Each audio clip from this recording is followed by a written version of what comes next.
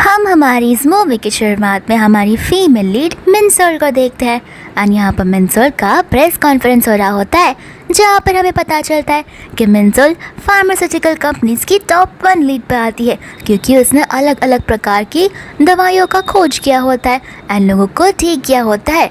यहाँ पर कॉन्फ्रेंस में इंटरव्यूअर्स उसे पूछ रहे होते हैं कि आखिर आप नेक्स्ट कौन सा मेडिसिन बनाना चाहोगी, लेकिन यहाँ पर मिनसोल बोल देती है कि मेरा सफ़र बस यहीं तक है। यहाँ पर इंटरव्यूअर्स को कुछ समझ नहीं आता और वो सभी के सभी लोग शॉक हो जाते हैं। तो मिनसोल उन्हें बताने लगती है कि अब मैंने फाइनली उसे ढूंढ लिया है जो मेरी लाइफ का लव पर्सन है, एंड यहाँ पर मैं सिर्फ उसके लिए खाना बनाना चाहती हूँ और उसकी देखभाल करना चाहती हूँ और मैं अपनी लाइफ पूरी उसे डिवोट करना चाहती हूँ। यानी कि हमारी मिनसोल बहुत जल्दी शादी करने वाली है।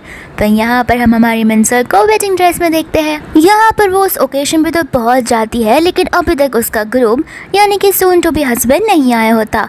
फिर यहाँ पर लोग आए हुए गेस्ट आपस में बात करने लगते हैं कि मैंने तो सुना है कि ग्रूम को कोई और लड़की मिल चुकी है, लगता है इस वजह से आज उस शादी में नहीं आ पाया।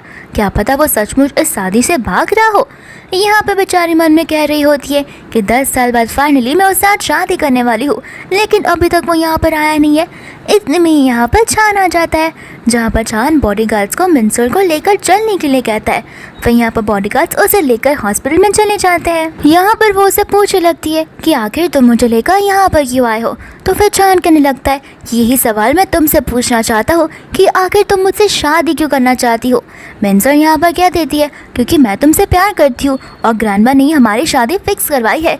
लेकिन यहाँ पर छान कहने लगता है कि मैं सिर्फ इस दुनिया में एक ही इंसान से प्यार करता हूँ और वो है शिन, उसके अलावा मैं किसी और से प्यार नहीं करता और तुमने शिन की जगह ले ली है। तुम्हें पता भी है शिन पर क्या गुजर रही होगी, उससे एनेस्थीसिया है, यानी कि वो चीज़ें भूलने लगती है। और यहाँ पर तुम्हारा ब्लड उसके काम आएगा क्योंकि तुम दोनों का ब्लड ग्रुप सेम है। तो फिर चलो, तुम मेरी फैमिली में शादी करने ही वाली हो तो इसका कुछ तो तुम्हें चुकाना होगा एंड तुम उसकी ब्लड बैंक बनकर रहोगी। मिनसोल यहाँ पर कहने लगती है कि जो तुम बोल रहे हो वो ठीक नहीं है, प्लीज़ मेरे साथ ऐसा मत करो।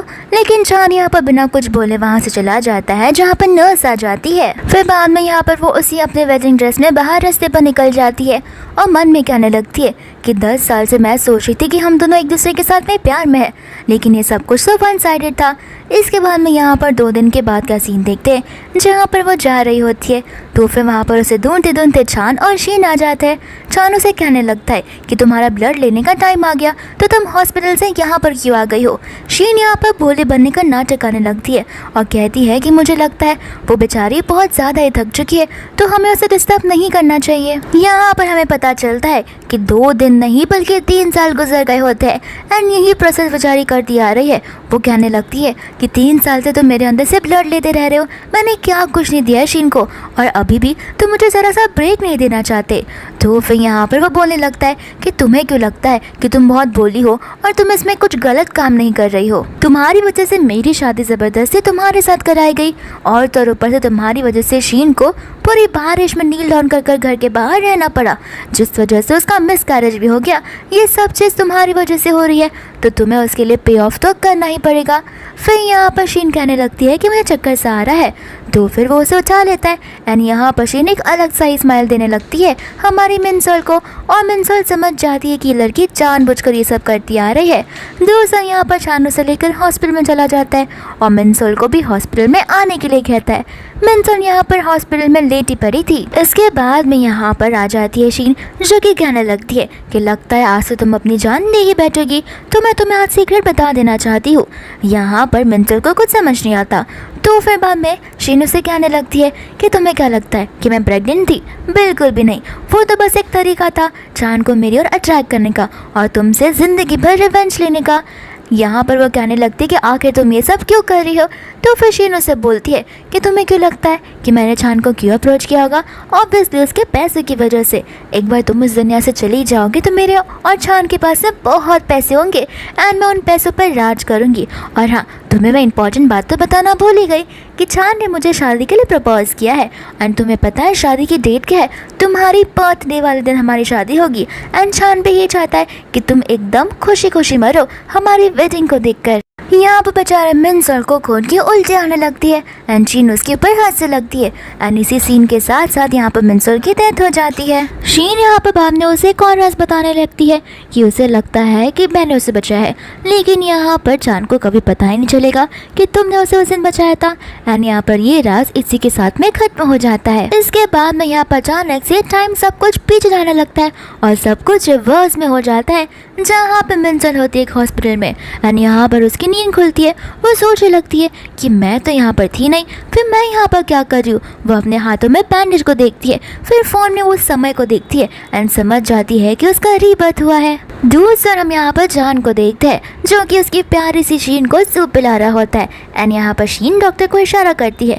डॉक्टर यहाँ पर जान को बोलने लगते हैं कि कल जो हमने आपकी वाइफ में से ब्लड विड्रॉ किया था वो बहुत कम थे, उससे हमारा काम नहीं चलेगा। तो जान कह लेता है जितना ब्लड चाहिए उतना निकाल लो। डॉक्टर यहाँ पर उसे कहने लगते हैं कि अगर हमने ऐसा किया तो फिर आपकी वाइफ की जो लाइफ है वो डेंजर में आ सकती है। जान यहाँ पर शीन की ओर देखकर बोलने लगता है कि होने दो, जब तक मेरी शीन हो सकती है ठीक तब तक मुझे किसी के बारे में फिक्र नहीं है। दोस्तों यहाँ पर मिनसोल यानी कि हमारी मिन्ना उनकी सारी बातें सुन रही होती है एंड मन ही मन कहने लगती है कि पास लाइफ में मैं कुछ ज़्यादा ही अच्छी बन चुकी थी और मैं कुछ ज़्यादा ही प्यार में आती थी, लेकिन इस बार मैं ऐसा अपनी लाइफ के साथ बिल्कुल होने नहीं दूंगी क्योंकि मुझे एक और मौका मिला है और इस मौके का फ़ायदा मैं बहुत अच्छे से उठाऊंगी, जहाँ पर मैं अपने ब्लड का चुन चुन कर बदला लूंगी। एंड इतने में यहाँ पर वो उस रूम के अंदर आने लगती है जहाँ पर शीन बड़े प्यार से उसे वेलकम करती है और मिन्ना मन में बोलने लगती है कि इसके सामने कितनी बोली बना करती है, लेकिन इसके अंदर की जो ईवल जैसी शक्ल है वो बाहर ही निकाल रही है, लेकिन बहुत जल्द मैं सभी के सामने इसकी सच्चाई सामने लाकर रहूंगी। फिर यहाँ पर डॉक्टर जो है वो ब्लड के रिगार्डिंग बात करने लगते हैं, लेकिन यहाँ पर वो बोलती है कि ब्लड निकालना इम्पोर्टेंट है या नहीं है, तो एक काम करो ना चांद, तुम खुद ही अपना ब्लड निकाल कर देख लो। यहाँ पर चांद सोचने लगता है कि ये मेरे सामने तो अपना मुंह खोलती नहीं थी, लेकिन अब तो ये बोलने भी लगी है। यहाँ पर चांद उसे कहने लगता है कि तुम्हारी हिम्मत कैसे हुई मुझे जवाब देने की। एंड मन ही मन यहाँ पर शीन भी सोच रही होती है कि इसका बिहेवियर तो कुछ आज ज़्यादा ही अलग दिख रहा है एंड यहाँ पर वह ऐसे नाटक करती है कि जैसे उसका सर दर्द कर रहा हो। तो फिर चांद डॉक्टर से ब्लड को विड्रॉ करने के लिए बोल देता है, लेकिन यहाँ पर बाद में वो शीन से पूछती है कि क्या सच में मेरा ब्लड तुम्हें इफेक्ट करता है। शीन कहती है कि हाँ। तो फिर बाद में बोलती है कि अगर मैं आज तुम्हें ब्लड देने से मना कर दूँ तो।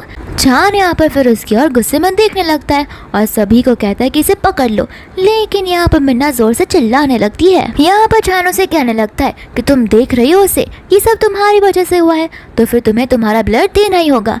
यहाँ पर बाद में मिन्ना कहने लगती है कि तुम क्या थोड़े से बिना दिमाग के हो, तुम्हें पता भी हम दोनों के ब्लड टाइप अलग है।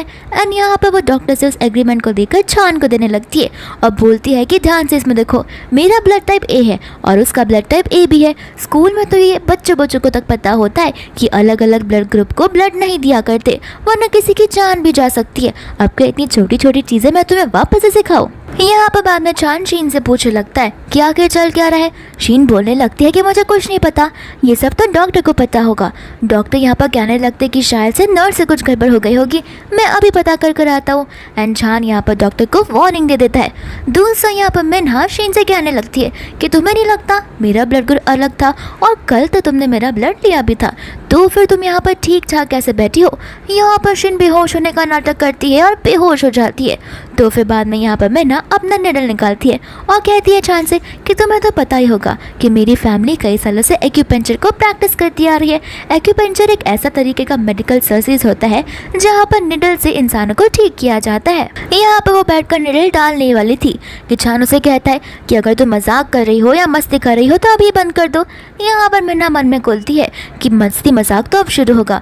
फिर जहाँ पर वो उसे कहते कि तुम मुझ पर भरोसा कर सकते हो, ये बेहोश हो गई है, मैं ब्लड को अलग कर सकती हूँ। एंड यहाँ पर वो उसके एक फिंगर के अंदर निडल घुसा देती है जिसमें से खून आने लगता है। यहाँ पर शीन को बहुत पेन होता है, लेकिन वो उठ नहीं सकती थी क्योंकि वो बेहोश होने का नाटक जो कर रही थी। एंड मन ही मन में ना कहने लगती है कि देखना मैं तुम्हें वो सारे दर्द दूंगी जो तुमने मुझे दी है। फिर यहाँ पर वो चांद से कहती है कि इस निडल से काम नहीं बनेगा, हमें और मोटा सा निडल लाना होगा। और ये बात सुनते ही अचानक से शीन होश में आ जाती है और कहने लगती है कि ये लड़की मेरी जान लेना चाह रही है। चान यहाँ पर फिर बाद में मिन्ना पर गुस्सा होता है। मिन्ना मीना कह देती है कि देखो ये बच्चों जैसे बिहेव कर रही है, मैं तो बस इसे बचाने की कोशिश कर रही हूँ, अगर इसे कुछ हो गया कल तो मुझे मत कहना। एंड यहाँ पर बाद में चान भी शीन को समझाने लगता है, जहाँ पर मीना शीन के करीब आती है और शीन बोल देती है कि मैंने तुम्हारा ब्लड नहीं लिया है। फिर बाद में मीना शीन को आटे में लेकर कहने लगती है कि अच्छा तो तुम्हें पहले से ही पता था कि मेरा ब्लड और तुम्हारा ब्लड अलग है, तो फिर तुम मुझसे काम नहीं चला सकती। यहाँ पर तो शीन की बोलती ही बंद हो जाती है। मीना बोलती कि क्या तुम मेरा मर्डर करने का कोशिश कर रही थी, हर रोज़ मुझसे ब्लड विड्रॉ कर कर। शीन यहाँ पर समझ जाती कि अब वो फंस चुकी है, तो फिर यहाँ पर वो अपना विक्टिम कार्ड प्ले करना शुरू कर देती है और चान से कहती है कि इसकी वजह से मेरा मिसकैरेज हुआ था और मैं अपने आप को रोक नहीं पा रही थी, मुझे माफ़ कर देना, ये सब मेरी वजह से हो रहा है। एंड यहाँ पर बाद में वो मीना से भी माफ़ी मांगती है, लेकिन यहाँ पर मीना उसे कह देती है कि तुम्हें लगता है कि तुम्हारी अपॉलॉजी बहुत सिंसियर है क्या। फिर यहाँ पर वो खुद ही को थप्पड़ मारने लगती है और बोलने लगती है कि ये सब मेरी वजह से हो रहा है, ठीक है मैंने अपने बच्चे के लिए ये सब किया, मगर मुझे माफ़ कर देना, मुझे तुम्हारे साथ ये सब नहीं करना चाहिए था, सब कुछ मेरी गलती है। ऐसा बोलते बोलते वो खुद को थप्पड़ मारने लगती है। एंड फिर यहाँ पर चान उसका हाथ पकड़ कर कहता है कि इसमें तुम्हारी कोई गलती नहीं है, अगर गलती है तो मीना की, अगर डॉक्टर इसका पूरा ब्लड निकाल कर इसे मार भी देते तो भी मुझे कुछ फ़र्क नहीं पड़ता। फिर यहाँ पर हमारी शीन मन में खुश हो रही रहती है कि देखा मैंने कैसे अपने बच्चे का नाम ले लिया तो चान मेरी तरफ आ गया। चान कभी भी जिंदगी में मिन्हा का साइड लेने ही नहीं वाला है, मैं हमेशा उसे अपनी उंगलियों पर नचा कर ही रहूंगी। यहाँ पर बाद में मिन्हा मन में बोलने लगती है कि खुद को कितनी स्मार्ट समझती है ये, इसे तो पता ही नहीं है कि मुझे सारी सच्चाई पता है। यहाँ पर मिन्हा मन ही मन हंसने लगती है। चान कहता है कि ये सारी चीज़ें हो रही है और तुम्हें हंसी आ रही है। मिन्हा चान से कहने लगती है कि तुम्हें कितने भोले हो ना, तुम्हें कितनी आसानी से उल्लू बनाया जा सकता है। चान कहता है कि तुम कहना क्या चाहती हो। तो फिर यहाँ पर वो बोलती है कि ज़रा अपनी प्यारी गर्लफ्रेंड शीन से तो पूछो कभी वो प्रेग्नेंट थी भी या फिर नहीं।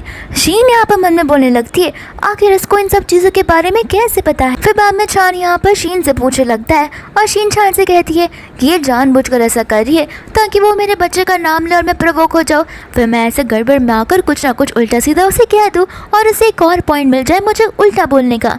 चान यहाँ पर मीना को शांत करने के लिए बोलता है, साथ ही साथ यहाँ पर मीना बोलती है कि लगता है तुम्हें सच्चाई का पता लगाना बिल्कुल भी नहीं है। चान को यहाँ पर बहुत गुस्सा आता है और उसे चुप रहने के लिए बोलता है, साथ साथ वो उसे उस रूम से लेकर बाहर चला जाता है। बाहर आने के बाद यहाँ पर चान उसे कहता है कि मैं तुम्हें अभी मौका दे रहा हूँ, जाओ और जाकर शीन से माफ़ी मांगो, लेकिन यहाँ पर मीना माफ़ी मांगने से मना कर देती है। तो फिर चान कहने लगता है कि देखो सारी की सारी गलती तुम्हारी है, वो जो चाहे वो तुम्हें बोल सकती है, लेकिन यहाँ पर मीना बोल देती है कि तुम्हें पता है सबसे बड़ा सन्नर यहाँ पर कौन है, तुम हो, सबसे बड़ी गलती तुम्हारी है, तुम मेरे साथ एंगेज थे, इसके बाद में तुम यहाँ पर शीन के साथ में थे, तो गलती तो तुम्हारी है, तुम्हारी वजह से ये सब हो रहा है। एंड यहाँ पर तो वो उसे थप्पड़ भी मार देती है। चान को गुस्सा आ जाता है एंड वो उसे कहने लगता है कि तुम्हें मुझे थप्पड़ मारने की हिम्मत कैसे हुई। तो फिर यहाँ पर वो उसे एक बार और थप्पड़ मार कर कहती है कि मेरा मन चाहे तो मैं तुम्हें जिंदा ही काट दूँ। फिर इसके बाद में यहाँ पर वो बोल देती है कि अब बस, अब बहुत हो गया, मैं अब यहाँ पर और नहीं रहना चाहती, मुझे तुमसे डाइवोर्स चाहिए। चान यहाँ पर बहुत ईविल स्माइल करते हुए कहता है कि डाइवोर्स, और डाइवोर्स की बात तुम कर रही हो, अगर डाइवोर्स से लेना था तो मेरी फैमिली में शादी क्यों किया। सब समझ रहा हूँ मैं कि तुम्हें खाली नाम और तो और पैसे चाहिए थे, इस वजह से तुमने मेरे साथ में शादी की है। मीना उससे यहाँ पर बोलने लगती है कि तुम्हें क्या लगता है तुम्हारी वेल्थ के लिए मैंने तुम्हारे साथ में शादी की है, बिल्कुल भी नहीं। अगर तुम भूल रहे हो तो तुम्हें याद दिलाना चाहती हूँ, मेरी फैमिली की वॉलंटरी की वजह से तुम्हारा बिजनेस बूस्ट हुआ था, तो फिर मैंने भी तो तुम्हारी इतनी हेल्प की है, तुम्हें मेरा तो हेल्प किया और चीज़ कुछ नज़र नहीं आता। फिर यहाँ पर वो से कहने लगती कि ठीक है ऐसी बात रही तो तुमने भी मुझे एक बार बचाया था और मैंने भी, तो हिसाब पक्का हुआ, अब हमें डिवोर्स की बात कर लेनी चाहिए। यहाँ पर चान कुछ बोले इसके पहले उसे उसकी मम्मा का कॉल आ जाता है, जो कि उसे कल के डिनर के बारे में बताने लगती है। एंड ये डिनर एक स्पेशल डिनर होने वाला है क्योंकि कल के दिन उसकी ग्रैंड माँ का बर्थडे है। और हाँ, याद से उसे भी लेते आना, भले तुम दोनों एक दूसरे को प्यार नहीं करते, लेकिन ग्रैंड माँ के सामने हमें ये सब दिखाना होगा और ध्यान रखना कि ग्रैंड माँ नाराज़ ना हो। फिर यहाँ पर चान बोलने लगता है कि मीना को कि अब समझ जाऊँ मैं कि आज तुम मुझसे डिवोर्स क्यों मांग रही हो, ताकि कल ग्रैंड माँ मुझे उनके बर्थडे पर सुना सके और मुझे प्रेशराइज कर सके। यहाँ पर मीना कहने लगती है कि कुछ समय पहले मैंने तुमसे कहा कि मुझे तुम्हारे साथ टाइम वेस्ट नहीं करना, इस वजह से मैं तुम्हें डिवोर्स दे रही हूँ। लेकिन यहाँ पर चान बोल लगता है कि डिवोर्स फिलहाल भूल जाओ, कल ग्रैंड माँ का बर्थडे है और अच्छे से मेरी वाइफ बनने का नाटक करना। अगर कुछ भी उलट पुलट किया तो याद रखना तुम्हारा भाई जो बीमार है वो बीमार भी नहीं रहेगा, जिंदा भी नहीं बचेगा, और मेरे पास बहुत सारे तरीके हैं तुम्हारी लाइफ को हेल बनाने का। इतना बोलकर वो वहाँ से चला जाता है। यहाँ वो बाद में उसे याद आता है कि इस बर्थडे वाले दिन पर तुम सब ने मिलकर मेरा बहुत मजाक उड़ाया था, लेकिन ये बर्थडे सब कुछ उल्टा होने वाला है। इसके बाद में यहाँ पर मन्ना अपनी बेस्टी मिनी को कॉल लगा लेती है और इसे कहने लगती है कि क्या तुम मुझे एक डाइवोर्स लॉयर रिकमेंड कर सकती हो, क्योंकि मैंने डिसीजन बना लिया है। यहाँ पर मिनी समझ जाती है कि अब ये तो पक्का हो चुका है जहाँ पर वो अपने हस्बैंड के साथ में डाइवोर्स लेगी। एंड यहाँ पर मिनी उसे फुल सपोर्ट करती है और बोलती है कि मैं तो तुम्हें पहले से ही कह रही थी कि वो इंसान तुम्हारे लायक ही नहीं है। तो फिर यहाँ पर मन्ना भी कहती है कि हाँ, मैं माफ़ी मांग कर यहाँ से चली जाऊँगी। तो फिर मिनी बोलते कि तुम क्यों माफ़ी मांगोगी, माफ़ी अगर किसी को मानना चाहिए तो वो शिन और चान है, उन दोनों को तुमसे माफ़ी मांगनी चाहिए। उन दोनों ने तुम्हारी लाइफ ख़राब कर रख दी है। इसके बाद में यहाँ पर वो लॉयर के बारे में बोलती है, तो फिर मिनी तब तक लॉयर को ढूंढ भी लेती है एंड यहाँ पर आगे की प्लानिंग वो लोग करने लगते हैं। इसके बाद में यहाँ पर मिना एक बाउल को देखती है जो कि एक सूप जैसा होता है। फिर उसे पास की बात याद आने लगती है जहाँ पर वो मेड हर दिन आकर उसे उस सूप का बाउल दिया करती थी और बोला करती थी कि मिस्टर हान ने ये आपकी हेल्थ के लिए बनवाया है, तो फिर आपको इसे रोज़ कंज्यूम करना है। जहाँ पर पीठ पीछे जाती वो मेड मिस्टर हान से कहने लगती है कि मैंने उसे वो बाउल दे दिया है, अब उसकी जो पावर है ब्लड देने की वो और भी बढ़ जाएगी।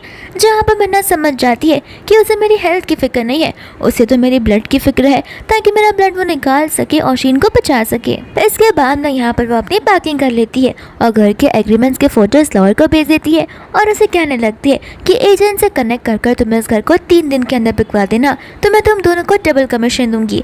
फिर यहाँ पर वो मन में कहने लगती है कि देखना, ये सबसे रिच इंसान है ना, इसके लिए मैंने अपनी हर एक चीज़ को छोड़ दिया है, लेकिन अब मैं इस इंसान से भी ज़्यादा रिच बनकर बताऊंगी जहाँ पर ये मेरा कुछ भी नहीं बिगाड़ पाएगा।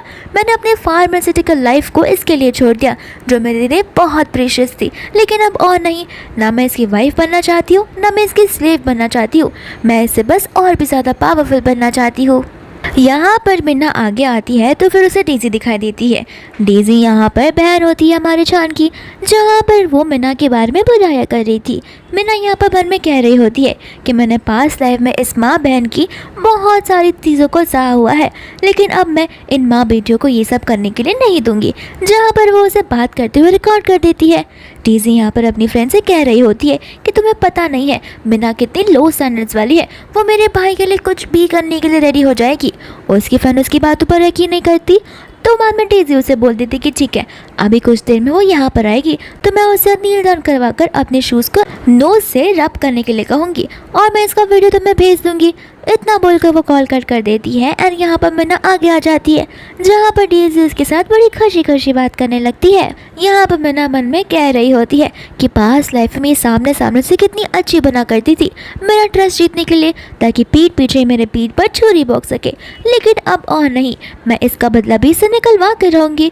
दूसरा यहाँ पर डेज़ी का कैमरा जो है वो ऑन होता है। फिर यहाँ पर मिन्ना को कहती है एक्चुअली मेरे पैर में एलर्जी हो गई है, तो क्या तुम मेरे लिए कुछ मेडिसिनल हर्ब बना कर लेकर आ सकती हो।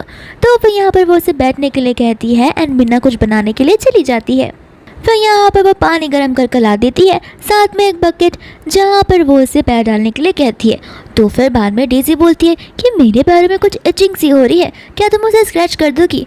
यहाँ पर मिन्ना बोलती कि हाँ थोड़ा सा दर्द होगा लेकिन सहन कर लेना। फिर यहाँ पर वो एकदम खौलता हुआ पानी उसके पैरों पर डाल देती है और इस पॉट को भी उसके लैप पर रख देती है, जहाँ पर डेज़ी चिल्लाने लगती है और फटाक से उठकर नीचे गिर जाती है और बोलती है कि तुमने ये सब जानबूझकर किया। फिर यहाँ पर मिन्ना कहती है कि अरे तुम तो अपने कैरेक्टर के बाहर आ गई, तुम तो प्रिटेंड करने का नाटक कर रही थी ना, इतना जल्दी तुमने कैसे गिव अप कर दिया। इतने में यहाँ पर आ जाता है चान, जहाँ पर डेज़ी अपने भाई से कंप्लेन करने लगती है। चान बोलने लगता है कि हॉस्पिटल में तुम बड़ी दयावीर बन रही थी कि मेरी गलती नहीं है, सब कुछ शीन की गलती है, लेकिन अब मैंने सब कुछ आंखों से देख लिया, अब तुम इस चीज़ को कैसे एक्सप्लेन करोगी। तो फिर यहाँ पर बोलने लगती है कि एक्सप्लेन करने की क्या ज़रूरत है, मुझे पता है मैंने ये पर्पसली किया है और मैं ये चीज़ एक्सेप्ट भी कर रही हूँ। गुस्से में आकर यहाँ पर डेज़ी कहने लगती है कि अभी के अभी नील डाउन करो और मेरे पैर साफ करो और मुझसे माफ़ी मांगो, तो मैं तुम्हें माफ़ कर दूंगी, वरना मैं और मेरा भाई तुम्हें बिल्कुल नहीं छोड़ेंगे। मिन्ना यहाँ पर कहने लगती है कि मैं तुम्हें एक वार्निंग देती हूँ, नील डाउन करो और 3 बार बो डाउन करो तो मैं तुम्हें माफ़ कर दूंगी। डेज़ी यहाँ पर अपने भाई से कहने लगती है कि देखा, अब तो तुम्हें इसकी इविल साइड पता लग गई ना, अब इसे घर से बाहर निकाल दो। चान यहाँ पर बाद में चिल्लाने लगता है मिना पे, एंड मिना यहाँ पर उसे उस वीडियो को बता देती है जहाँ पर चान को गुस्सा आता है और वो डेज़ी को चिल्लाने लगता है। डेज़ी यहाँ पर मिना पर चिल्ला देती है। मिना बोलती है कि चिल्लाओ मत, अगर मैंने इस वीडियो को ऑनलाइन पोस्ट कर दिया तो मुझे नहीं लगता कि तुम राइजिंग स्टार की कॉम्पिटिशन में जा भी पाओगी। फिर यहाँ पर वो उसके साथ में फ़ोन को लेकर झगड़ने लगती है। मिना बोलती है कि झगड़ने की कोई मेहनत करने की ज़रूरत नहीं है, बस माफ़ी मांगो, नील डाउन करो और 3 बार बो डाउन करो, तो मैं ये वीडियो डिलीट कर दूंगी और पोस्ट भी नहीं करूंगी। लेकिन यहाँ पर डेज़ी माफ़ी मांगने से साफ साफ मना कर देती है। चान यहाँ पर मिना से कहता है कि जाने दो, ये बच्ची है, बच्चों से अक्सर गलती हो जाया करती है। लेकिन मिना यहाँ पर चान को बोलती है कि बच्ची और ऐसी बातें करती है, मैं 3 तक काउंट करूंगी, इसने माफ़ी नहीं मांगी तो मैं इसे पोस्ट कर दूंगी। एंड यहाँ पर 3 काउंट करते ही डेज़ी नील डाउन करके माफ़ी मांगने लगती है। तो फिर बाद में मिना कहती है कि 3 बार बो डाउन कौन करेगा। चान यहाँ पर उसे कहता है कि तुम कुछ ज़्यादा ही नहीं कर रही हो। तो फिर मिना बोलती कि मैं ज़्यादा कर रही हूँ, कुछ समय पहले ही अपने पैरों को मुझसे लिक करवाने वाली थी, तुम्हें नहीं लगता ये कुछ ज़्यादा हो जाएगा। फिर यहाँ पर बाद में डेज़ी को 3 बार बो डाउन भी करना पड़ता है। चान यहाँ पर मन में कह रहा होता है कि अब तो ये मुझसे बिल्कुल भी नहीं डरती है। इतने में वहाँ पर उनकी मम्मा आ जाती है। यहाँ पर मामा डेज़ी रोते रोते अपनी मम्मा को सब कुछ बताने लगती है। उसकी मम्मा को गुस्सा आता है और वो बाद में मिना से बोलती है कि तुम्हारी हिम्मत कैसी हो डेज़ी के साथ ये सब करने की, तुम्हें पता भी है कि तुम क्या कर रही हो, मैं तो तुम्हें बिल्कुल नहीं छोड़ूंगी। एंड यहाँ पर बाद में वो मेज को पनिशमेंट वाला बोल लाने के लिए कहती है, जहाँ पर हमें पास का सीन बताया जाता है जहाँ पर वापस से मिना को उसकी मम्मा पनिशमेंट दे रही होती है। एंड यहाँ पर उस बोल को उसके सर पर रखकर नील डाउन करना होता है। अगर वो ज़रा सा भी हिला डुला तो फिर यहाँ पर उसे खाना नहीं दिया जाएगा और उसे मारा भी जाएगा। फिर यहाँ पर मिना उस बोल की ओर देख रही होती है। फिर बाद में यहाँ पर हम वापस से प्रेजेंट के सीन में आते हैं जहाँ पर वो आंटी मिना को कहती है कि ये बॉल लो और अपने सर पर रखकर नील डाउन करो, जहाँ पे मिना बोल देती है कि अब बहुत हो गया, इस आंटी को भी मैं नहीं छोड़ने वाली। फिर यहाँ पर वो उस बोल की ओर चली जाती है जहाँ पर छान को लगता है कि मुझे तो लगा था कि ये बहुत स्ट्रांग हो चुकी है, लेकिन अभी भी ये उतनी वीक है। लेकिन यहाँ पर मिना वीक नहीं होती, वो उस बोल में रखे पानी को सीधा फेंक देती है उस आंटी के ऊपर। वो आंटी गुस्सा आकर उसे कहने लगती है कि तुम में कुछ मैनर्स नहीं है क्या, तुम अच्छी फैमिली से बिलोंग ही नहीं करती हो। तो फिर यहाँ पर मिना कहती है कि मैनर्स की बात आप कर रहे हो, जिसे किसी ने सड़क से उठाकर यहाँ पर लाए हो, आपको तो हमने एजुकेशन भी दिया था, इन सब चीज़ों के बाद भी आप यहाँ पर ये सारी हरकतें कर रही हो, तो शर्म तो आपको आनी चाहिए। यहाँ पर उस आंटी को बहुत गुस्सा आने लगता है। वो कहती है कि अभी के अभी नील डाउन करो और मुझसे माफ़ी मांगो, वरना मैं तुम दोनों का डिवोर्स करा दूंगी। तो फिर मैंने बोलती कि ठीक है, करवा दो डिवोर्स, मुझे भी यही चाहिए। चान को यहाँ पर गुस्सा आता है। वो कहने लगता है तुम्हें समझ भी आ रहा है तुम क्या कह रही हो। डेज़ी यहाँ पर मन बोलती है कि ये तो मेरे भाई को प्यार किया करती थी, अब इसके प्यार का क्या हुआ। चान भी यहाँ पर मन में बोल रहा होता है कि ये तो कुछ ज़्यादा ही स्ट्रेट फॉरवर्ड होने लगी है। और इसकी मम्मा यहाँ पर उसे चिल्लाए जा रही थी और बोलती है कि देखा इसे, मैं सचमुच चाहती हूँ कि तुम इसे डिवोर्स दे दो। दूसरा यहाँ पर वो चान टाइम को देखता है और कहता है कि ग्रैंडमा आती होगी, हमें उनका बर्थडे स्पॉइल नहीं करना। एंड इतने में वहाँ पर ग्रैंडमा आ जाती है। यहाँ पर ग्रैंडमा उस आंटी को बोलती है कि तुम्हें यहाँ क्या हो गया है, तो फिर वो कुछ बहाना बना देती है। इसके बाद में डेज़ी कहती है कि अब सब हम यहाँ पर है तो लंच करने बैठ जाते। फिर यहाँ पर वो लोग लंच करने बैठते तो वो आंटी कहने लगती कि मिना, मैंने ये स्पेशली तुम्हारे लिए बनाया है। डेज़ी भी कहने लगती कि हाँ मॉम ने बड़े प्यार से अपने हाथों से इसे बनाया, तो तुम्हें ये ज़रूर खाना चाहिए। और हमें पास का सीन बताया जाता है जहाँ पर डेज़ी और उसकी मम्मा ने मिलकर उस चीज़ में कुछ तो मिलाया होता है, जिस वजह से मिना के हार्मोनल बैलेंस इम्बैलेंस हो जाएंगे एंड यहाँ पर वो एकदम स्लट सी बन जाएगी। यहाँ पर ग्रैंडमा कहने लगती है कि तुम्हारी मदर इन लॉ इसे बहुत प्यार से बनाई है, तो तुम्हें सबसे पहले इसे ही खाना चाहिए। फिर यहाँ पर मिना वो सूप को पूरा पी जाती है, जहाँ पर वो कहने लगती है कि आखिर आपने इसमें ऐसा क्या मिला है जहाँ पर मुझे बहुत गर्मी से लग रही है। तो फिर बाद में डेज़ी कहती है कि लगता है वो सूप कुछ ज़्यादा ही गर्म था, चलो मैं तुम्हें ऊपर रूम में लेकर चलती हूँ। और मन ही मन यहाँ पे वो बोल रही थी कि देखना आज सबके सामने इसकी बेइज्जती हम कैसे करवाते हैं। इसके बाद में यहाँ पर उन्हें किसी लड़की की चीखने की आवाज़ आती है, साथ साथ किसी लड़की की भी आवाज़ आती है। तो फिर यहाँ पर वो आंटी कहती है कि ये तो ऊपर से आ रही है। जान यहाँ पर बोलता है कि इस पूरी फैमिली में मैं अकेला लड़का हूँ, तो ये आवाज़ किसकी है। और यहाँ पर वो लोग ऊपर चले जाते हैं जहाँ पर लड़का लड़की को बोल रहा होता है कि तुम्हारी ब्यूटी तो बहुत अच्छी है, मैं तुम्हारे लिए कुछ भी कर सकता हूँ और अपनी जान भी दे सकता हूँ। यहाँ पर बादू आंटी कहने लगती है कि तुम्हारी वाइफ को तो ज़रा सा भी शर्म नहीं है, तुम्हारे ग्रैंडमा के बर्थडे के दिन वो कैसी कैसी हरकतें कर रही है। चान यहाँ पर अंदर जा नहीं पाता। वो आंटी उसे कहने लगती है कि आखिर कब तक तुम अपने आप को कंट्रोल कर कर रखोगे, अंदर जाओ, उसे घसीट कर बाहर निकालो और धक्के मार के घर से निकाल दो। फिर चान चला जाता है, जहाँ पर वो आंटी मन में बोल रही होती है कि देखना अब कैसी उसकी सबके सामने बेइज्जती होती है। चान यहाँ पर दरवाज़ा खोलने की कोशिश करता है लेकिन वो लॉक्ड होता है। फिर वहाँ से आ जाती है हमारी मिन्हा और वो बोलने लगती है कि आखिर तुम सब यहाँ पर क्या कर रहे हो। वो आंटी मिन्हा को देखकर शौक में आ जाती है और सोचती है कि कहीं सचमुच मेरी बेटी ही तो अंदर नहीं है। चान बोलता है कि तुम यहाँ पर हो तो अंदर कौन है। मिन्हा बोलती कि मैं अंदर क्यों जाऊँगी, मैं तो वॉशरूम गई थी। फिर यहाँ पर वो उसी दरवाजे की चाबी देती है, जहाँ पर चान जब दरवाज़ा खोलकर अंदर जाते तो वहाँ पर कोई और नहीं बल्कि उसकी बहन डेज़ी ही होती है। इसके बाद में यहाँ पर हमें पास का सीन बताया जाता है, जहाँ पर जब मिन्हा गर्म पानी उबालने के लिए गई थी डेज़ी के लिए, तभी वहाँ पर उसने सूप की बॉल्स देख लिए थे और उसे उसके पास के बारे में याद आता है। तो फिर यहाँ पर वो उसके ढक्कन को अदल बदल कर देती है। एंड जहाँ पर उसे गर्मी लग रही थी तब वो लोग ऊपर आए थे, लेकिन यहाँ पर मिन्हा को नहीं लेकिन डेज़ी को गर्मी लगने लगती है। डेज़ी समझ जाती है कि ये सारी चालें मिन्हा की है। मिन्हा बोलती है कि चाल नहीं है, टिट फॉर टैट किया है मैंने, और वो उसे इस बेडरूम के अंदर भेजकर रूम को लॉक कर देती है। बाद में यहाँ पर चान उस लड़के का गला पकड़ने लगता है, जहाँ वो लड़का कहने लगता है कि मेरी गलती नहीं है, आपकी वाइफ ने हमें सबसे पहले सड्यूस किया था, आपकी वाइफ की गलती है। चान बोलता है मेरी वाइफ। यहाँ पर मिन्हा बोलती है कि इस लड़के को तो डेज़ी की रियल आइडेंटिटी भी नहीं पता है। यहाँ पर वो बोलने लगती है कि उसकी वाइफ मैं हूँ, तुमने जिसके साथ जो कुछ भी किया है वो उसकी वाइफ नहीं बल्कि बहन है। फिर यहाँ पर वो डर के मारे कहने लगता है लेकिन मुझे इन्होंने तो कहा था कि यहाँ पर आपकी वाइफ आएगी। यहाँ पर मिन्हा बोलने लगती कि इन्होंने, आखिर किन्होंने तुम्हें यहाँ पर आने के लिए कहा था, जहाँ पर वो अपना मुंह खोलने के लिए रेडी नहीं था। तो चान उसे बोलते कि अभी के अभी बताओ कि कौन था जो यहाँ पर सारी चीज़ें ये सब करने की कोशिश कर रहा था। तो फिर यहाँ पर वो इल्ज़ाम लगा देता है उस आंटी पे। आंटी बोलने लगती है कि मैंने कुछ नहीं किया है, ये लड़का झूठ बोल रहा है। तो फिर यहाँ पर मिन्हा बोलती है कि ठीक है, एक काम करते हैं ना, पुलिस को बुलाते हैं, पुलिस इन्वेस्टिगेट करेगी तो सब कुछ पता चल जाएगा।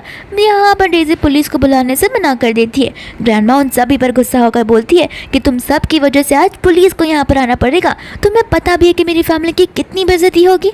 इसके बाद में यहाँ पर वो लोग नीचे बैठे हुए होते हैं। ग्रैंडमा यहाँ पर मिन्हा से माफ़ी मांगती है और कहती है कि तुमने इन माँ बेटी की वजह से बहुत कुछ सहा है, मैं इन्हें जेल भेज कर ही रहूँगी।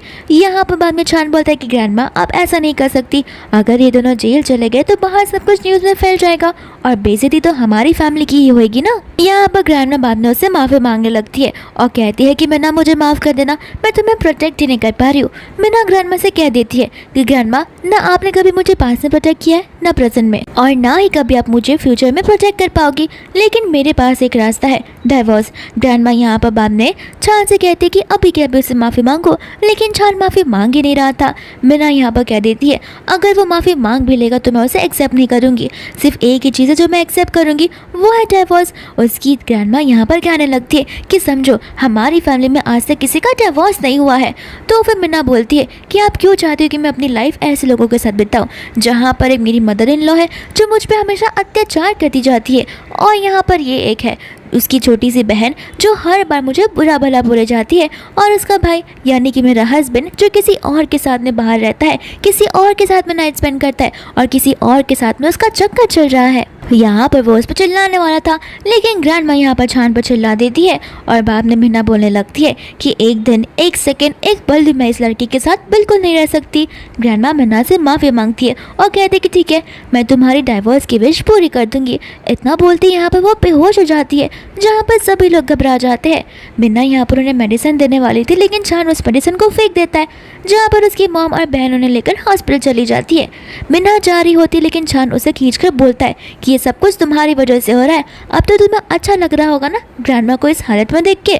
मिन्हा यहाँ पर बोल देती है कि मुझ पर ब्लेम डालना बंद करो, ये सब तुम्हारी वजह से हो रहा है, तुम बाहर किसी और को डेट कर रहे हो, मैं नहीं, तुम्हारी मदर इन लॉ मुझ पर चिल्लाती है, मैं नहीं, सब कुछ सहती मैं आ रही हूँ, तुम्हारी फैमिली नहीं, तुम्हारी गलती मुझ पर मत डालो। फिर यहाँ पर चान बोलता है ये गलती सबसे पहले तुम्हारी थी, तुमने ही मुझ पर चीट किया था। मिन्हा को यहाँ पर चीटिंग की बात से कुछ समझ नहीं आता, तो वो पूछने लगती है कि तुम्हारे कहने का मतलब क्या है। चान कहता है कि तुम्हें डाइवोर्स डाइवोर्स चाहिए ना, ठीक है। इतना बोलकर वहाँ से मिन्हा चली जाती है और जाकर डाइवोर्स पेपर्स ला देती है, जहाँ पर चारों से साइन करने वाला था लेकिन रुक जाता है और कहता है कि तुम्हारी वजह से मेरी लाइफ माइजरेबल बन गई है, तो अब देखना मैं तुम्हारी लाइफ कैसे माइजरेबल बनाता हूँ और तुम्हें कितना टॉर्चर करता हूँ। यहाँ पर वो डाइवोर्स पेपर्स को तो फाड़ भी देता है, लेकिन मिन्हा मन में बोलने लगती है कि जितनी कोशिश करनी है कर लो, मैं यहाँ पर अब तुमसे डर रहने वाली और तुम्हारी स्लेव बनकर तो बिल्कुल नहीं रहने वाली। इसके बाद में यहाँ से बेचारी मिन्हा जा रही होती है, जहाँ पर उसकी बेस्टी का कॉल आ जाता है और वो उसे डिवोर्स के रिगार्डिंग पूछने लगती है। मिन्हा बोल देती है कि नहीं, फिलहाल तो उसे मुझे डिवोर्स देने से बिल्कुल मना कर दिया है, क्योंकि वो मेरी लाइफ हेल जैसे बनाना चाहता है। तो फिर मिनी उसे कहती कि तुम टेंशन मत लो, मैं कल वापस आ रही हूँ, तो मुझे एयरपोर्ट पे पिक करना मत भूलना, फिर हम सारी प्लानिंग आराम से मिलकर करेंगे। दूसरे वो जा रही होती है तो अचानक से गाड़ी उसे टक्कर मारने वाली थी, लेकिन वो गाड़ी रुक जाती है एंड उस गाड़ी के अंदर कोई और नहीं बल्कि लियो होता है। फिर बाद में वो उसे लेकर चली जाती है एंड यहाँ पर वो निडल से उसका इलाज करने लगती है, जहाँ पर लियो की नींद खुलती है एंड लियो यहाँ पर मिन्हा को देखकर पहचान लेता है। हमें पास का सीन बताया जाता है जहाँ पर मिन्हा पानी में डूब रही होती है एंड वहाँ पर लियो ने उसकी जान बचाई थी। मिन्हा लियो से पूछती है कि क्या तुम मुझे जानते हो। लियो समझ जाता है कि मिन्हा को पास की चीज़ें कुछ भी याद नहीं है। इसके बाद में यहाँ पर वो पूछने लगता है कि आखिर मैं यहाँ पर क्या कर रहा हूँ। मिन्हा उसे बताने लगती है कि तुम्हारी कार अचानक से मेरे सामने रुक गई थी और तुम बेहोश थे, तो फिर मैंने यहाँ पर तुम्हारा इलाज किया, जिस वजह से अभी तुम होश में आ गए हो। तो फिर यहाँ से वो जाने लगती है। यहाँ पर लियो बोल देता है कि मेरी जान बचाने के लिए शुक्रिया, मैं इस चीज़ का रिपे तो मैं कर ही रहूँगा। यहाँ पर मिन्हा बोलती है कि कोई ज़रूरत नहीं है, मैं अभी किसी के ऊपर डिपेंड होना नहीं चाहती हूँ, मैं खुद पर ही सेल्फ डिपेंडेंट रहना चाहती हूँ। लियो यहाँ पर बोलता है कि नहीं, तुमने मेरी जान बचाई है तो रिपे करना मेरा हक बनता है। जाते जाते यहाँ पर मिन्हा उसे एक सीक्रेट बताकर जाती है और कहती है कि अगर तुम ऐसा करोगे तो फिर तुम चांद से जीत पाओगे। लियो को समझ नहीं आता कि आखिर ये सब इसे कैसे पता है। यहाँ पर बाद में लियो अपने असिस्टेंट से कह देता है कि इसके पास लाइफ के बारे में सब कुछ इन्फॉर्मेशन निकालो, मैं जानना चाहता हूँ कि आखिर इसकी लाइफ में क्या चल रहा है। दूसरा यहाँ पर मिन्हा से पूछती है कि आखिर मिसेस लीम कौन से रूम है एंड मिसेस लीम उसकी ग्रैंडमा होती है। वो जाने का अंदर सोचती तो है लेकिन बोलती है जाने तो, ऐसे तो मुझे इस फैमिली के साथ में कुछ रिलेशन नहीं रखना। इतना बोलकर वो वहाँ से चली जाती है। दूसरे यहाँ पर ग्रैंडमा के साथ में होते हैं हमारे चान, उसकी बहन और उसकी मम्मा, जहाँ पर वो सभी लोग बात कर रहे होते हैं। ग्रैंडमा पर उन्हें समझा रही होती है कि आज हम जो कुछ भी है वो सब कुछ मिन्हा की मॉम डैड की वजह से है। इसके बाद में यहाँ पर वो उसे कहने लगते कि एक तो हमने उसकी जान बचाई थी। ग्रैंडमा बोलने लगते कि अब तो झूठ बोलना बंद कर दो, तुम में से किसी ने भी उसकी डूबते हुए जान नहीं बचाई थी, हम तो बस यहाँ पर उसे अब तक झूठ बोलते आ रहे हैं। ग्रैंडमा यहाँ पर साथ साथ ये भी कह देती है कि अब टाइम आ गया है जहाँ पर मैं नहीं चाहती कि वो और चीज़ें सहन करे, तो फिर तुम उसे डिवोर्स देना। बाहर से शीन खड़ी होकर उनकी बातें सुनकर बहुत खुश हो रही थी, लेकिन यहाँ पर चान डिवोर्स देने से मना कर देता है एंड बाहर आकर वो अपने असिस्टेंट से कहता है कि मिन्हा के बारे में सब कुछ पता करो, उसके पूरे दिन के शेड्यूल के बारे में, वो कहाँ जाती है, किससे मिलती है और क्या करती है। इसके बाद में यहाँ पर मिनी आ जाती है अपनी बेस्टी मिन्हा से मिलने के लिए, जहाँ पर मिनी उसे कहती है कि मेरे पास तुम्हारे लिए एक और सरप्राइज है। एंड यहाँ पर उसकी एक और क्लास में सिया आ जाती है एंड ये लोग स्कूल टाइम में सबसे बेस्ट चाय हुआ करते थे। फिर यहाँ पर बाद में मिनी उसके बारे में पूछने लगती है, यानी कि चान के बारे में। मिन्हा बोलती कि उसकी बातें हम ना करें तो ठीक रहेगा। सिया कहती कि क्यों, तुम तो उससे प्यार कर रही थी और हमेशा शादी करना चाहती थी, अब क्या हो गया। तो मिनी बोलती है कि जाने दो, मिन्हा हमें आराम से ये सारी बातें बताएगी। दूसरा यहाँ पर एक इन्वेस्टिगेटर होता है तो चुपके से उन तीनों की फोटोज ले लेता है। फिर यहाँ पर हम देखते हैं शीन को, जो कि एक टेडी पैर को पकड़ कर रो रही होती है। यहाँ पर वो बोलने लगता है कि हाँ, मुझे ये टैडी के बारे में अच्छे से पता है, ये टैडी मैंने अपने होने वाले बच्चे के लिए लिया था। फिर यहाँ पर शीन रोने लगती है और कहती है कि इसमें मेरी बेटे की कोई गलती नहीं थी, लेकिन उस मिन्हा की वजह से ये सब कुछ हुआ है, तुम्हें उसके साथ रिवेंज लेना ही होगा। इतने में यहाँ पर उसकी मॉम और उसकी बहन आ जाती है, जहाँ पर शीन अपने डेब्यूट के बारे में बताने लगती है और यहाँ पर जेजी बोलने लगती है कि बहन तुम टेंशन मत लो, तुम्हारा जो कलेक्शन होगा वो सबसे बेस्ट ही होगा। फिर यहाँ पर उसकी मम्मा भी शीन को सपोर्ट करते हुए मिन्हा के बारे में बुरी बुरी बातें बोलने लगती है। एंड बाद में यहाँ पर शीन मन में कहती है कि इन सबको तो मैंने अपने साइड ला ही दिया है, कुछ टाइम में मैं ग्रैंडमा को भी अपने साइड में ला दूंगी, फिर देखना डिवोर्स पेपर्स होंगे जहाँ पे उसकी नई वाइफ मैं बनूंगी। इसके बाद में हम यहाँ पर सिया, मिन्हा और मिनी को देखते हैं, जहाँ पर वो लोग चान के बारे में बात कर रहे होते हैं। यहाँ पर मिना को याद आ जाता है कि पास्ट टाइम में यही वो दिन है जहाँ पर हमारी शीन उसकी प्रीशियस कलेक्शंस बताने वाली है और मेरा कलेक्शन वो चुरा लेगी, जहाँ पर मेरी बदनामी होगी एंड यहाँ पर मेरी लाइफ ख़राब हो जाएगी, लेकिन उसकी लाइफ एज ए डिनायर बहुत अच्छे से सेट हो जाएगी। तो फिर यहाँ पर वो मिनी और सिया को अपना प्लान बताने लगती है एंड यहाँ पर मिनी उसके प्लान के साथ में बहुत खुश होती है। इसके बाद में वो इवेंट वाला दिन आ जाता है जहाँ पर शीन पहुँच गई होती है, साथ साथ में यहाँ पर मिना भी आ जाती है। शीन यहाँ पर मिना को देखकर बोलने लगती है कि आखिर तुम यहाँ पर क्या कर रही हो। तो फिर यहाँ पर मिना उन्हें को जवाब दिए बगैर जा रही होती है। शीन उसे वापस से रोकती है और कहती है कि तुम्हें पता भी है तुम कौन सी जगह पर एंटर कर रही हो, यहाँ पर आने के लिए इनविटेशन कार्ड चाहिए होता है। शान भी यहाँ पर से उसे जाने के लिए बोलता है और कहता है कि मुझे यहाँ पर कोई बखेड़ा खड़ा नहीं करना है। तो फिर मिना यहाँ पर उन्हें अपना इन्विटेशन बताने लगती है, जहाँ पर शीन उस इन्विटेशन को ले लेती है और हंस कर बोलने लगती है अगर तुम एक डुप्लीकेट और फेक इन्विटेशन बनाना ही था तो कलर भी देख लेती, ये ब्लैक एंड व्हाइट इन्विटेशन क्यों लेकर आई हो। फिर यहाँ पर वो सभी को बताने लगती है कि देखो कैसा फेक इनविटेशन बनाकर आई है ये लड़की। मिना यहाँ पर बोलने लगती है ये फेक नहीं है, ये स्पेशल गेस्ट के लिए स्पेशल इनविटेशन है। तो फिर यहाँ पर शीन हंसते हुए बोलती है कि आखिर रीवा तुम्हें यहाँ पर स्पेशल गेस्ट क्यों बनाएगी, तुम कौन सी बड़ी सेलिब्रिटी हो। इतने में यहाँ पर वो मैनेजर आ जाता है एंड मैनेजर आकर उस कार्ड को वेरीफाई कर लेता है, जहाँ पर वो सबसे पहले तो मिना से माफ़ी मांगता है कि आपकी वेलकम के लिए यहाँ पर कोई नहीं है, लेकिन मैं आपको एस्कॉर्ट करूँगा। यहाँ पर उसकी मम्मा और डेजी को समझ नहीं आता। साथ ही साथ शीन भी बोलने लगती है कि आखिर यहाँ पर ये सब चल क्या रहा है। तो फिर यहाँ पर मैनेजर उस इनविटेशन को चेक करता है और इन सबको वारंट देता है कि देखिए ये फेक नहीं बल्कि रियल है, तो इसे फेक बुलाने की गलती मत कीजिए।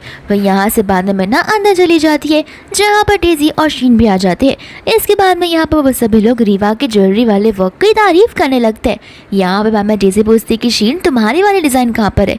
यहाँ पर वो लोग ढूंढने लगते हैं, लेकिन यहाँ पर शीन की ज्वेलरी डिज़ाइन की हुई कहीं पर भी रखी नहीं होती है एंड मिना यहाँ पर मन ही मन हंसने लगती है। डेजी यहाँ पर बाद में उस स्टाफ को पूछने लगती है। वो स्टाफ यहाँ पर शीन का पूरा नाम जानती है। इसके बाद में सर्च करने लगती है और कहते कि माफ़ करना, इस नाम से यहाँ पर कोई रिजर्वेशन सिलेक्ट नहीं हुई है। फिर यहाँ पर सभी लोग कहने लगते हैं कि इसका डिज़ाइन लगता है सिलेक्ट ही नहीं हुआ है शो पीस में शो करने के लिए। यहाँ पर छान बोलने लगता है कि एक बार वापस से चेक करो, क्योंकि चीफ ने स्पेशली यहाँ पर एग्जीबिशन में उससे एग्जिबिट करने के लिए कहा था। तो फिर यहाँ पर स्टाफ कहती है कि जो स्पेशल वाला वर्क है वो तो यहाँ पर आ रहा है। यहाँ बाद में वो आंटी कहने लगती है कि देखा मेरी होने वाली डॉटर इन लॉ का वर्क एकदम स्पेशल है, तो इसके लिए उसे स्पेशली वीआईपी तरीके से अलग से लाया जा रहा है। इसके बाद में जैसे ही यहाँ पर उस पर से पर्दा हटता है, वहाँ पर नाम शीन का नहीं बल्कि नाम होता है मिना का। तो फिर यहाँ पर वो आंटी कहने लगती है कि ये तो नॉर्मल हाउस वाइफ है। यहाँ पर बाद में आ जाती है हमारी मिनी, जो सभी से बोलने लगती है कि कहाँ से आते हो तुम जैसे लोग मेरी इस एग्जीबिशन को फिश मार्केट बनाने के लिए, और कभी भी मेरी वक्त पर उंगली मत उठाना, ये सबसे बेस्ट पीस है, अगर देखना तो देखो वरना यहाँ से चले जाओ। सभी इंटरव्यूअर्स को यहाँ पर मिना का वो पीस बहुत पसंद आता है। इसके बाद में वो लोग ऊपर खड़े होकर उन्हें देख रहे होते हैं, जहाँ पर शीन जाकर उसे तोड़ने वाली थी, लेकिन चारों से रोकता है। इसके बाद में डेजी और वहाँ कहने लगते हैं कि तुम सबको पता है ना यहाँ पर ऑक्शन भी होता है। चान यहाँ पर उसे कहता है कि तुम्हें नेकलेस जो पसंद आएगा वो मैं तुम्हारे लिए ला दूंगा। इसके बाद में यहाँ से वो लोग ऑक्शन का वेट करने लगते हैं। ऑक्शन यहाँ पर शुरू हो जाता है। साथ साथ हम यहाँ पर लियो को भी देख लेते हैं, जिस ऑक्शन में पार्टिसिपेट करने के लिए आ जाता है। ऑक्शन में यहाँ पर सबसे लास्ट पीस में सबसे स्पेशल पीस आता है, जो कि हमारे मिना का होता है। तो फिर यहाँ पर शीन खड़ी होकर कहने लगती है कि इस पीस को हम पैराग्लिज्म में डाल सकते हैं, क्योंकि ये पीस को मेरी वर्क आज से कॉपी किया गया है, जो मैंने लास्ट टाइम बनाया था और मैं यहाँ पर इस कॉम्पिटिशन में जीती भी थी। फिर यहाँ पर वो सभी को फोटोज बताने लगती है। डेजी भी यहाँ पर अपना मुंह खोलती है, तो सभी लोग यहाँ पर चिल्लाने लगते हैं। फिर यहाँ पर मिना उठकर सबसे बोलती है कि मेरे पास भी आप लोगों के लिए कुछ है, जहाँ पर वो एक एलिस नाम के फेमस डिजाइनर का वर्क आर्ट दिखाती है। एंड यहाँ पर सभी लोग तो बोलने लगते हैं कि शीन ने तो एलिस के वर्क आर्ट को कॉपी किया है। एंड यहाँ पर बाद में मिना शीन के ऊपर चिल्लाने लगती है और बोलती है कि अब तुम क्या कहोगी, तुम मुझे कॉपीराइट के लिए बोल रही थी, लेकिन तुम तो सबसे बड़ी कॉपीकैट निकली। तो वो बोलती है कि मैं तो बस एलिस के वर्क को एडॉर करती हूँ। मिना यहाँ पर कहती है कि लेकिन उसे कॉपी ही किया करते हैं। फिर यहाँ पर छान आ जाता है, तो बोलता है कि ठीक है, भले शीन ने उसे कॉपी किया हो, लेकिन तुम क्या कहोगी, तुमने भी तो उसके वर्क को कॉपी किया है। यहाँ पर मिनी हंसते हुए बोलती है कि लगता है तुम्हें मिन्हा की रियल आइडेंटिटी नहीं पता है। फिर यहाँ पर वो स्टाफ जाकर उस ज्वेलरी पीस से नाम हटा देती है एंड यहाँ पर मिन्हा के नाम के बदले आ जाता है एलिस का नाम, जहाँ पर सभी को पता चल जाता है कि मिन्हा का इंग्लिश नेम एलिस है और वही वो फेमस डिज़ाइनर है। इसके बाद में यहाँ पर मिन्हा की जो ज्वेलरी होती है उसको लेके बेटिंग शुरू हो जाती है, लेकिन कोई भी उस पीस को खरीदना नहीं चाहता था क्योंकि उसका जो प्राइस है वो बहुत हाईएस्ट था। देसी कह रही थी कि देखा कोई भी तुम्हारे इस वर्क ऑफ आर्ट को यानी कि वर्क ऑफ शिट को खरीदना नहीं चाहता, लेकिन यहाँ पर लियो उसे सबसे हाईएस्ट प्राइस में खरीद लेता है, जहाँ पर मिन्हा उसे थैंक यू बोलती है। इसके बाद में वो लोग आफ्टर पार्टी में होते हैं, जहाँ पर शीन मिन्हा को आकर उल्टी सीधी बातें बोली जा रही थी और उसे धमकियाँ भी दी जा रही थी। एंड यहाँ पर बाद में शीन जानबूझकर उसे बोल देती है कि तुम मुझे ऊपर से नीचे तक कहीं पर भी टच करोगी या मेरा कुछ पूरा करने की कोशिश करोगी तो देख लेना मैं तुम्हें नहीं छोड़ने वाली, क्योंकि मेरा नाटक हमेशा काम में आता है। एंड यहाँ पर बाद में जानबूझकर मिन्हा उसे धक्का मार देती है स्विमिंग पूल के अंदर। यहाँ पर चाहते हुए भी चान उसे बचा नहीं पाता। मिन्हा यहाँ पर सोचने लगती है कि इसे तो स्विमिंग आती है तो ये अंदर जाके इसे बचा क्यों नहीं रहा है। एंड कोई और आकर यहाँ पर शीन को बचा देता है। फिर शीन यहाँ पर मिन्हा के बारे में बुरी बुरी बातें चान से कहने लगती है। चान उस पर गुस्सा होता है तो फिर यहाँ पर हमारी मिन्हा बड़ी स्मार्ट होती है, उसने सब कुछ वीडियो रिकॉर्ड कर दिया था और वो सभी के सामने वीडियो रिकॉर्डिंग को चालू कर देती है, जहाँ पर सभी लोग शीन के बारे में बुरा भला बोलने लगते हैं कि तो बड़ी बुरी इंसान है। फिर यहाँ पर मिन्हा भी सभी से कह देती है कि मैं अपने हस्बैंड से कब से डाइवोर्स चाहती हूँ, यहाँ पर वो एक मिस्ट्रेस के साथ में है लेकिन वो मुझे भी डाइवोर्स नहीं दे रहा और इस मिस्ट्रेस के साथ में घुमा जा रहा है। फिर बाद में यहाँ से गुस्से में आकर चान शीन को लेकर वहाँ से चला जाता है। दूर से यहाँ पर लियो मिल लेता है हमारी मिन्हा से, जहाँ पर मिन्हा उस बात को याद करने की कोशिश करती है कि आखिर उसे स्विमिंग पूल में बचाया किसने था। यहाँ पर लियो का असिस्टेंट कहने लगता है कि हमें बेजिंग वापस जाना है, लेकिन लियो वहाँ पर जाने से मना कर देता है और कहता है कि मुझे इतने सालों बाद मिन्हा वापस मिली है तो मैं उसे खोना बिल्कुल भी नहीं चाहता हूँ। एंड यहाँ पर मिन्हा और मिनी अपने आप में ही प्लानिंग कर देते हैं कि आज पूरी दुनिया को वो लोग बता कर ही रहेंगे आखिर चान और शीन के बीच में आखिर चल क्या रहा है। दोस्तों यहाँ पर हम शीन को देखते हैं और चान को देखते हैं, जहाँ पर शीन चान से पूछती है कि तुम मुझसे नाराज तो नहीं हो। चान बोलते कि कोई बात नहीं, अक्सर ऐसी गलतियाँ हो जाया करती है। शीन उससे पूछते कि तुम पक्का उसे डाइवोर्स दे करते रहोगे ना। चान उसे घूर कर देखता है और बोलता है कि मेरा मैटर है, मैं सॉल्व कर लूँगा। इसके बाद में वो बाहर जाता है तो यहाँ पर शीन की रियल मम्मा आ जाती है, जो कहने लगती है कि शीन की किडनी खराब हो गई है, अगर कोई इसे किडनी दे सकता है तो वो सिर्फ और सिर्फ मिन्हा है, लेकिन वो बिल्कुल मना कर देगी। चान यहाँ पर गुस्से में बोलने लगता है कि वो मना भी कर देगी तो क्या हुआ, मैं उस किडनी को अपने हाथों से छीन कर बाहर निकाल दूंगा। एंड गुस्से में वो वहाँ से चला जाता है। इसके बाद में यहाँ पर मिनी मिन्हा को घर पर छोड़ देती है, लेकिन यहाँ पर कुछ गुंडे आ जाते हैं जो कि मिन्हा को किडनैप कर देते हैं। मिन्हा यहाँ पर उन्हें कहने लगती है कि मैं तुम्हें डबल प्राइस दूंगी, मुझे छोड़ दो। लेकिन यहाँ पर एक गुंडा उसकी बात मानने के लिए रेडी नहीं होता और बोलता है कि नहीं नहीं, मैं मेरे बॉस से कुछ ज़्यादा ही वफादार हूँ। फिर यहाँ पर मिन्हा जो होती है वो बाजू वाले कार में लियो को देख लेती है तो वो लियो को बुलाने लगती है, लेकिन लियो यहाँ पर उसे देख नहीं पाता। फिर बाद में वो लोग मिन्हा को एक खंजर जगह पर लेकर चले जाते हैं, जहाँ पर वो लोग उसके साथ में ज़बरदस्ती करने वाले थे। बाद में यहाँ पर वो लोग आपस में प्लानिंग करके और उसके साथ में ज़बरदस्ती करना शुरू कर देते हैं। यहाँ पर वो अपने आप को बचाने की बहुत कोशिश करती है, लेकिन वो उन तीनों के साथ में फाइट नहीं कर पाती। लेकिन इतने ही समय में यहाँ पर लियो आ जाता है, जो कि उन तीनों से झगड़ पड़ता है।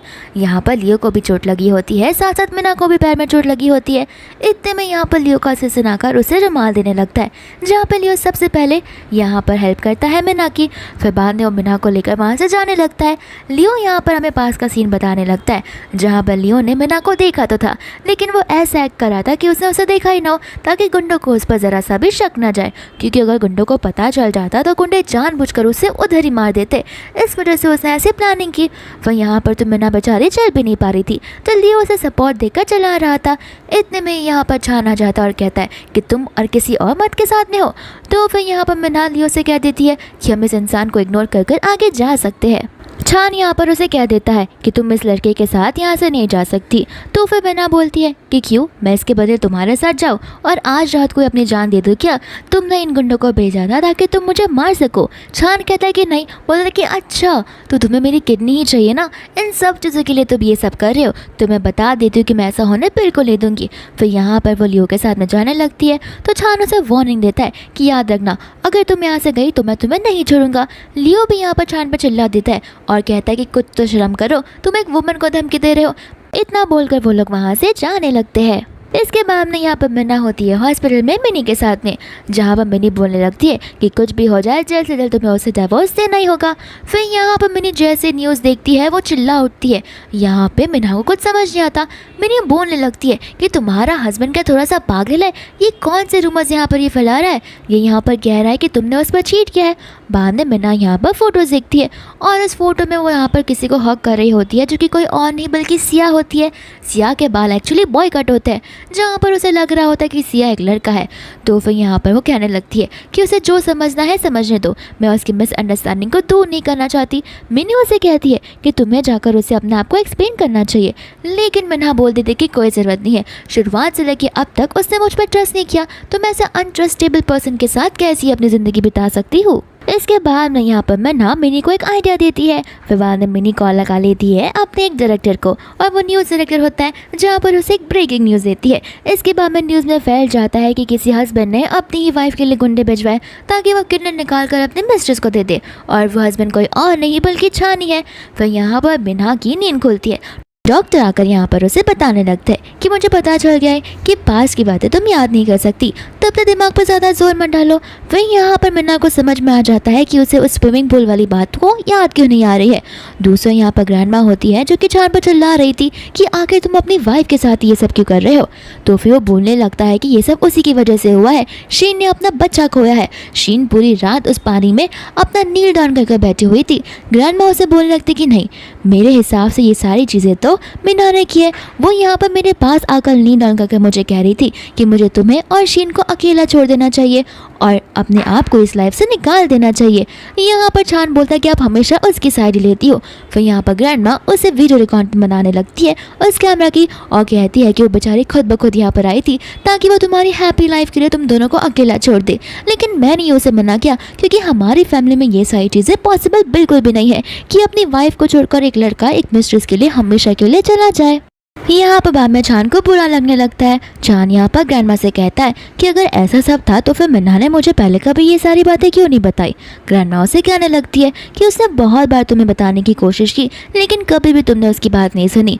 छान बोलता है कि ठीक है, मैं मानता हूँ कि इसमें मेरी गलती है, लेकिन मैंने आपको एक चीज़ नहीं बताया कि शादी के पहले वो किसी और लड़की के साथ मुझ पर चीट कर रही थी। ग्रैंडमा कहती है कि ऐसा हो ही नहीं सकता। फिर यहाँ पर छान उसे उस न्यूज़ को बताने लगता है जहाँ पर वो लड़की ने मास्क पहना हुआ था, यहाँ पर वो इंटरव्यू देने आ रहा था। फिर यहाँ पर बाद में हमें पास का सीन बताया जाता है जहाँ पर छान मिना के लिए फ्लावर्स लेकर आया था, लेकिन यहाँ पर वो किसी लड़की को उसके हक करते हुए देखता है, तो तभी के तभी यहाँ पर वो फ्लावर छोड़कर चला जाता है। ग्रैंडमा यहाँ पर न्यूज़ देख रही होती है और अचानक से वो लड़का अपना मास्क उतारता है, और हमें तो पहले से ही पता था कि वो लड़का नहीं बल्कि लड़की होती है, जो कि सिया थी, उसकी स्कूल की क्लासमेट। फिर यहाँ पर सिया बोल देती है कि मैं एक लड़की हूँ, लड़का नहीं, और तुम्हें लगता है कि लड़की लड़कियाँ कभी लव कर सकते हैं और मैं उसकी फ्रेंड हूँ, कोई लवर नहीं। यहाँ पर बाद में छान भी उस न्यूज़ को देखकर शॉक हो जाता है। यहाँ पर बाद में वो कहने लगता है कि इतने सालों से मैं उसे मिसट्रीट करता आया हूँ इस मिसअंडरस्टैंडिंग के चक्कर में कि उसने मुझे ट्रीट किया है, लेकिन यहाँ पर तो ये सब ऐसा कुछ नहीं है। मुझे पहले खुद ही इन्वेस्टिगेट कर लेना चाहिए था, वरना इतने सालों से वो बेचारी ये सारी चीज़ें सहती आ रही है। मुझे खुद पर बहुत गिल्ट महसूस हो रहा है। फिर इसके बाद में यहाँ पर चांद बुक्की के साथ में मिना के रूम में चला जाता है और कहता है कि मुझे ग्रैंडमा ने सब कुछ बता दिया है। अब बोलने लगता है कि मुझे माफ़ कर देना, मुझे इन सब चीज़ों के बारे में नहीं पता था। यहाँ पर मिना बोलने लगती है कि पहले तो इस फ्लावर को मुझसे दूर रखो, मुझे इससे एलर्जी है, इतने साल हो गए तो मैं ये तक भी नहीं पता। फिर बाद में चानू से वापस से माफ़ी मांगता है और कहता है कि मैं अपनी गलती के लिए तुमसे माफ़ी मांगना चाहता हूँ, तुम जो चाहती हो उसके बदले में मुझसे करवा सकती हो। मिना यहाँ पर उसे कहने लगती कि क्यों, मुझे तो तुम्हारी अपॉलॉजी सिंसियर बिल्कुल नहीं लग रही है। तुम क्या अपना ब्लड वापस से निकाल कर मुझे देने वाले हो, या फिर खुद से खुद को किडनैपर से किडनैप करवा लोगे और बाल बाल बचोगे? जो चीज़ से मैं गुजरी हूँ क्या तुम सेम चीज़ से खुद गुजरोगे? यहाँ पर चांद बोलने लगता है कि मैं तुमसे माफ़ी तो मांग रहा हूँ ना। मिना कहते कि अच्छा, माफ़ी मांग लिया तो बहुत बड़ा काम कर दिया, अब क्या मैं नीलॉन काका तुम्हें थैंक यू बोलूँ माफ़ी मांगने के लिए? मुझे तो बस डिवोर्स चाहिए। चांद यहाँ पर गुस्से में आकर फ्लावर्स को फेंक देता है और कहता है कि इन सब चीज़ों के बाद में मैं तुमसे माफ़ी मांग रहा हूँ, लेकिन तुम मुझे माफ़ी नहीं कर रही हो।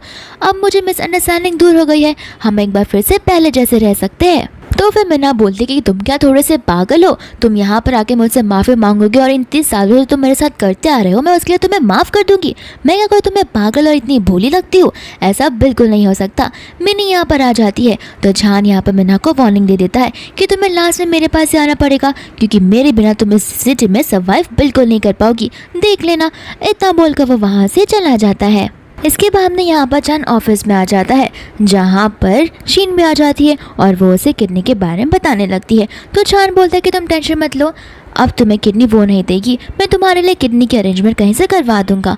मन में यहाँ पर वो बोलने लगती है कि इस इवेंट को नज़दीक आने दो, फिर देखना सभी के सामने मैं कैसे मिसेस ली बनकर तो ज़रूर दिखाऊंगी। इसके बाद में यहाँ पर वो इवेंट शुरू हो जाता है, जहाँ पर रिपोर्टर्स मिन्ना से पूछने लगते हैं कि क्या आप सच में यहाँ पर उन्हें डिवोर्स देने वाले हो, लेकिन चान कहते कि नहीं, मैं तो यहाँ पर बस खेल खेल जाऊँ। इसके बाद में रिपोर्टर्स चले जाते हैं और इवेंट यहाँ पर शुरू हो जाता है, जहाँ पर मिस्टर गू आ गए होते हैं एंड मिस्टर गू की बर्थडे पार्टी होती है। फिर बाद में चान यहाँ पर शीन से कहता है कि तुमने गिफ्ट तो प्रिपेयर कर लिया है ना। शीन बोलते कि हाँ, तुम टेंशन मत लो। दूसरा यहाँ पर सभी लोग मीना से कहते हैं अपना गिफ्ट दिखाने के लिए, तो फिर मीना एक जेड का पेंडेंट ला देती है। शीन बोलते इतने मामूली सा सस्ता सा स्टॉल से उठाया और गिफ्ट तुम ऐसे कैसे दे सकती हो।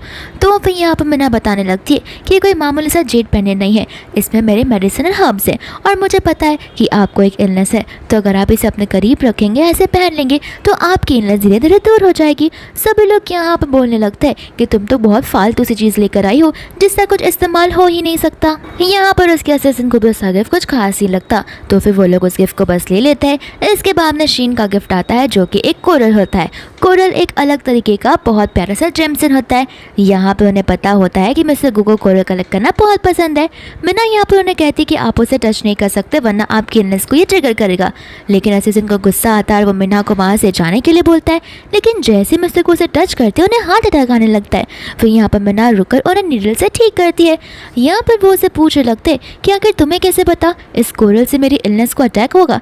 तो फिर यहाँ पर वो सभी को बताने लगती है कि आपको कोरल से एलर्जी बिल्कुल नहीं है, अगर वो कोरल रियल हो तो ये कोरल बिल्कुल भी रियल नहीं है। एंड यहाँ पर वो उन्हें कट करके बताती है जहाँ पर उस कोरल से कुछ स्मेल नहीं आता और असिस्टेंट को गुस्सा आ जाता है और वो समझ जाता है कि ये तो फेक कोरल है।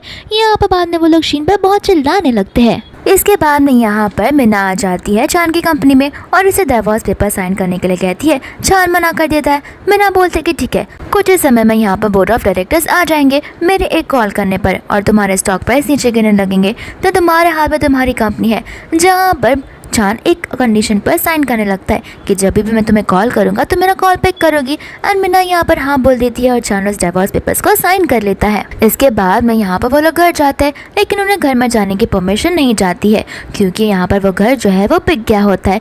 तो फिर यहाँ पर वो सभी लोग बहुत डर के मारे घर के अंदर जाते हैं, जहाँ पर वो लोग शीन को पाते हैं और शीन के बैग में से कई सारे ज्वेलरीज और सारी चीज़ें निकलने लगती है, जहाँ पर शीन अपने आप का खुलासा खुद ब खुद ही कर देती है और कहते कि तुम्हें क्यों लगता है चान कि मैं तुम्हारे पूरे वक्त में भी तुम्हारा साथ दूंगी। मैं तुम्हारे साथ से तुम्हारे पैसों के लिए थी, जब तुम्हारे पास बिल्कुल भी नहीं है। तो फिर वो बोलता है कि मेरे होने वाले बच्चे का क्या। तो वो बोलते कि वो बच्चा तो कभी एग्जिस्ट भी नहीं करता था, तुम इतना जल्दी उल्लू बन जाओगे मुझे पता नहीं था।